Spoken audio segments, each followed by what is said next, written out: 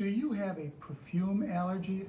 Hi, my name is John Berglund, the master perfumer at Tijon, and no, you don't have a perfume allergy in the plural sense.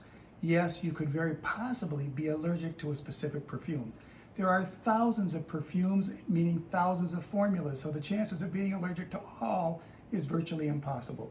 There are three types of primary ingredients in a perfume. The most dominant, of course, is the carrier, which we use primarily as alcohol, denatured alcohol, and you could be allergic to the denatured portion. So, and if that's the case, you could try another perfume that has a different denaturant. Alcohol, it'll say 39C or 40B denatured alcohol. You might want to try the opposite. Or you could switch to a roll-on perfume or a concrete perfume that does not have alcohol. A second primary ingredient are natural oils. We think natural is better, but yes, we can have allergies to natural oils. When the jasmine blooms at our house, my wife sneezes. So if that's the case, find some other perfumes without those ingredients. The third primary ingredient is synthetic fragrant oils, man-made.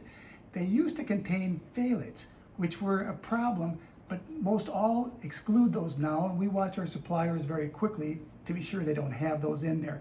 There still are about 200 synthetic oils that are potential allergens, and if we use them pursuant to the California and the European label laws, a little tip, we have to list them on the back of a perfume box.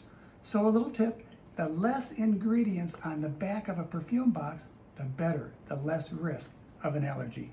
So if you do have an allergy to a specific perfume, don't give up. There's thousands of perfumes. Try some others to see. Try a little bit on your wrist.